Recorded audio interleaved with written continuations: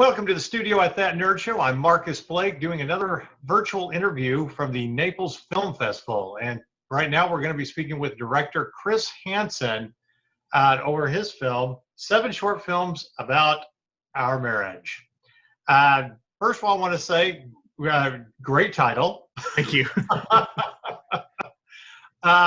Very interesting the way that you put all this together, that it was more like 7 different little episodes at different points in marriage.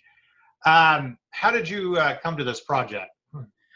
Well, I wrote it, so it was written for me to direct, and really was all of my films are labors of love because they're very personal in many ways and things that I want to tell stories about, and not you see all the nerdy stuff behind me. And I love those too. Actually, I always tell people, if Marvel came and offered me a directing gig, I would not turn it down. But those on my, but on my budget, I'm making the kinds of personal stories that also appeal to me, because I kind of in my personal taste cover the whole spectrum from really small artsy films and personal films to big budget blockbusters like Marvel. Right. So, I guess you feel like you can't really tell a story about marriage in just a short time span. You have to really examine it at different points, because that's how marriage works. Yeah, that was the I had always wanted to tell a story ever since I got together with my girlfriend, who became my wife. The way we met and how we got together always intrigued me, and I thought it would make a good story. But it was not enough of a story in and of itself. And it wasn't until I'd been married for more than 2 decades and experienced other people and their marriages that I hit upon the idea of talking about marriage in a story as this vast thing that encompasses all these ups and downs, and really, rather than and I've actually made a movie that dealt with like infidelity or potential infidelity. Rather than be about these big things like that, it's just the little things that affect you every day in your marriage, and you kind of get through that episode and you move on to the next one.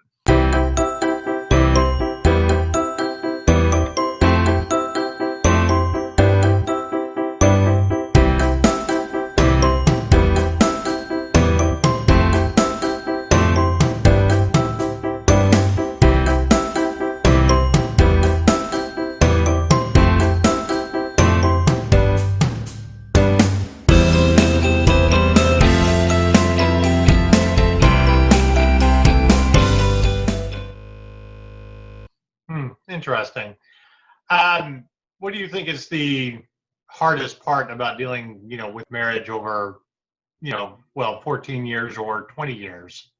Is it medical, or is it just, that kind of stuff, or is it really just the petty stuff?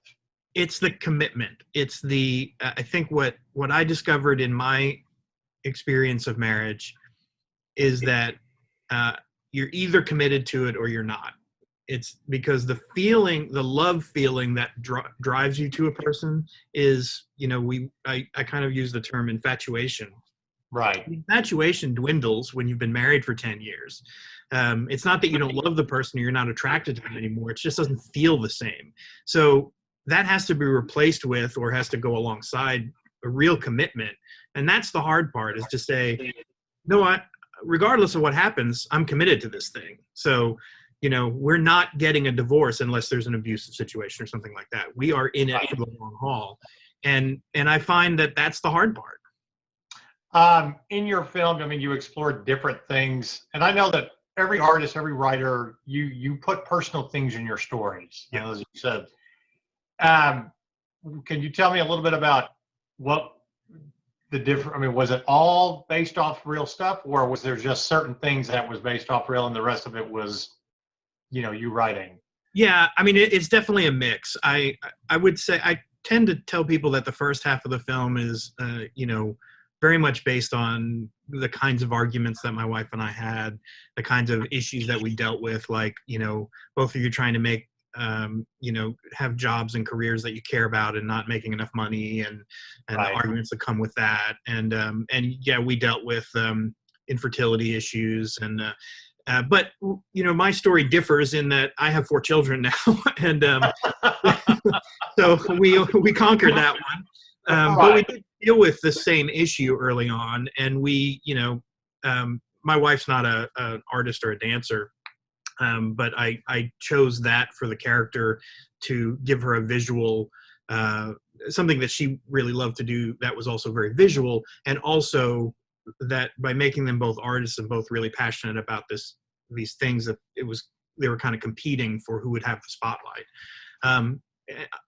Then because fiction has to be a little more dramatic than real life sometimes, Right.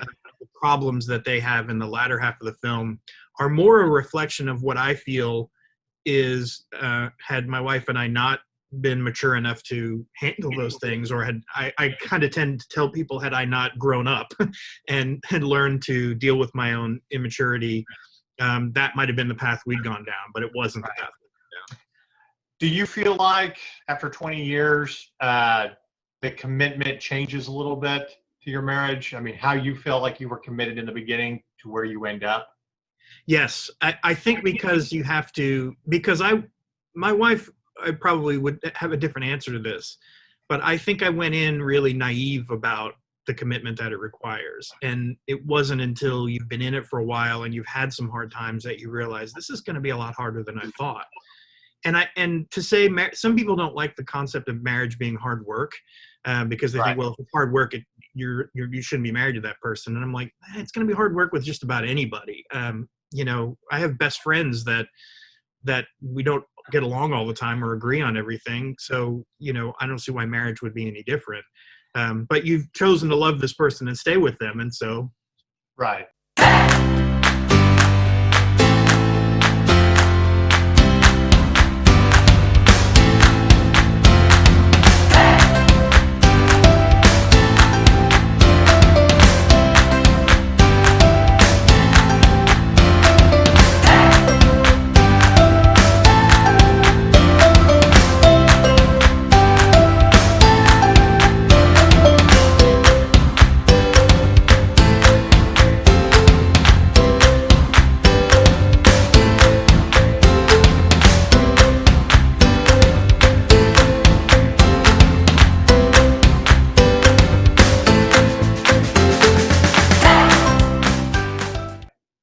All right, so I get to ask some questions because you're a nerd and you're married with kids that I don't often really get to ask. And it's kind of a discussion that I've had with staff and a girlfriend who has kids and stuff. And I'd like to know if your answer is different between you and your wife, especially with this one. How young is too young before you can show them Star Wars? Oh, I think you could show them Star Wars as soon as they can comprehend language. I have to tell you, I got one of them into Star Wars, 4 daughters, by the way. But never we never pushed one thing or another on them. They gravitated towards kind of girly things, but it wasn't pushing it on them. And they always knew I was into, superheroes and sci-fi and stuff like that. So I showed Star Wars to my 3rd child, and she got into it for a while, and then she kind of gravitated away from it. A few of them admitted they went to the movies with me because it meant popcorn and spending time with Dad, and they didn't really care what it was. Of course. Oh, I'll tell you what, if there's anybody who's the true victor during the pandemic, Disney Plus. Oh, yeah. Can you imagine if we didn't have Disney Plus during this pandemic? Yeah. Okay, so again, kind of a nerdy question. Since you're a huge Marvel fan, who do you pick as the best character of the Avengers? Oh, best character of the Avengers. I have to go with my favorite, because I never thought that the movies would nail Captain America as well as they did. And growing up, I was an Iron Man guy all the way. Right. Iron Man and Spider-Man were my 2 favorites growing up, and I read those comics religiously. And I was not a Cap fan. There was just something about his character that just didn't interest me as a kid. Right. Man, did they nail that character, and did Chris Evans' performance nail that character? I just think I can't imagine them capturing the sentiment of Captain America better. Well, he is so straightforward and white bread. I mean, you know what he's all about, but the fact that they can add humor to even when he curses, Yeah, yeah. And I also think that his trilogy, as far as the movies go, they obviously are all part of a larger whole. But Right. his trilogy has the best character arc for him, for the single character of all of, I think, the movies. Right. Good. All right. So the one question we like to ask all of our filmmakers before we wrap this up is, it's like I said, it's testing your inner nerd. So this will probably be the toughest question you get. Okay. If you could have a weapon of choice or a superpower or a combination of things to fight the forces of evil, what would you choose? Okay. I'm going to go with this just because I think it's one of the coolest moments in nerd cinema. I would like to be worthy to wield Thor's hammer the way Cap did in at the end of Endgame, because I think that moment, for someone who grew up on Marvel Comics, who as an adult loves most of the Marvel movies, hitting that moment, I still get chills. Just watching it out of context of everything else, watching that scene just still gives me chills. So yeah. Well, you know, the hardest part about like Infinity War and Endgame was if you're pressed and you get to see it like 2 weeks early and you can't talk about it. And the girl that went with me on both of those movies, we just were like, we can't talk about it. I mean, and we would take pictures of like our hands over our mouths, like this is what we think of it. But yeah, that moment, that's all I wanted to do was talk about it with like the staff, and we couldn't. It was like we had to shut up for 2 weeks. It was very surprising. So I got to see Endgame a few days before release because I got invited to attend a press screening with somebody. And I have an Apple Watch. And in that final sequence during the battle, my watch started going off, and I looked down and it said, "Your heart rate is very high right now." So I could tell the movie was working. Nice. Great.